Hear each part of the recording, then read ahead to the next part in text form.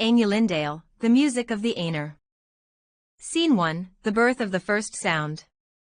In the timeless halls beyond the world, before the shaping of anything that is, there was Ainur, the one, who in Elvish is called Ainur. He dwelt alone, but in the depths of his thought, he conceived the Ainur, holy ones, born of his mind and filled with his flame imperishable. To each he gave a part of his thought, and thus they were many, yet of one origin. And Ainur spoke to them, saying, I shall show forth a music, and through you it shall become more beautiful than you can imagine. Each of you shall sing with your own voice, yet all shall blend into one great harmony. Then, in the void before time, the Ainur listened. A silence fell vast and bright, and from it arose the first sound, soft, deep, and full of wonder. One by one, the Ainur joined in, weaving their thoughts into song. Thus began the music of the Ainur, and the birth of all things. The Ainur behold Ea. As the final chords of the great music faded into silence, a profound stillness embraced the timeless halls of Ainur. Then, with a word of will, Ainur revealed to the Ainur the vision made real Ea, the world that is. Before their eyes stretched a vast and boundless void, newly kindled with stars. Galaxies spun like silver wheels in the deep, and light spilled from the heavens, echoing the harmonies they had sung. Time, once unknown, now began to flow. The Ainur, radiant and eternal, stood in awe on the threshold of this newborn realm. From their music had come seas that shimmered like liquid glass, mountains that pierced the sky, winds that danced with the breath of the divine. Fire blazed in the hearts of stars, and the earth stirred in its sleep, waiting.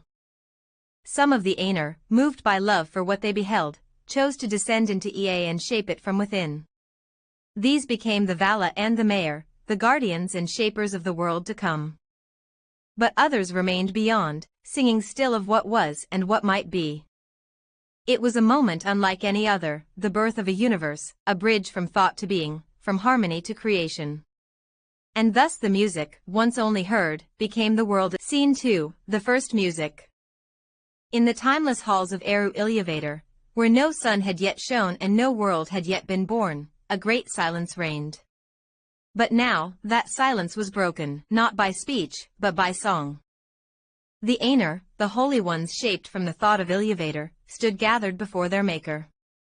Around him, they formed a vast and radiant circle, each one glowing with their own color and tone, reflections of the flame imperishable that stirred within them. Then Ainur spoke, and from his word came the first theme. A single note arose from Ainur, deep and endless like the heartbeat of the void. The Ainur listened, and understanding dawned upon them, not through words, but through harmony. One by one, they began to sing. Softly at first, their voices wove together in slow, majestic lines. The music was vast and flowing, like rivers of light streaming across the emptiness.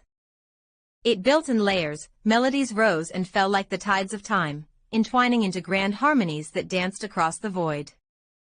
Each Ainur added their own part, their own echo of Ainur's mind. Some wove gentle strands of peace and stillness, while others summoned power and motion, rhythms that hinted at mountains rising, seas forming, stars burning. The song gathered strength. It became a living vision, vast forests bloomed in the sound, distant skies swirled with galaxies, great beasts moved beneath imagined trees, and light poured from places yet unborn. The Ainur saw these visions in their minds as they sang, and marveled, for they glimpsed a beauty that did not yet exist.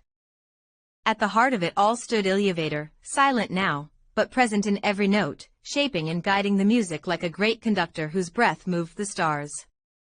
And so was born the first music, the beginning of all things, not with fire or stone. Scene 3, Melkor's Discord. In the vast silence of the celestial hall, the first music swelled in beauty and strength. The Ainur sang in unity, their melodies flowing together in harmony born of Ainur's thought. Visions of peace, glory, and order filled the void, and all was radiant. But among the Ainur stood one greater in power and knowledge than most, Melkor. Long had he wandered alone in the spaces beyond, seeking the flame imperishable, desiring to bring new things into being by his own design. Now, he grew restless.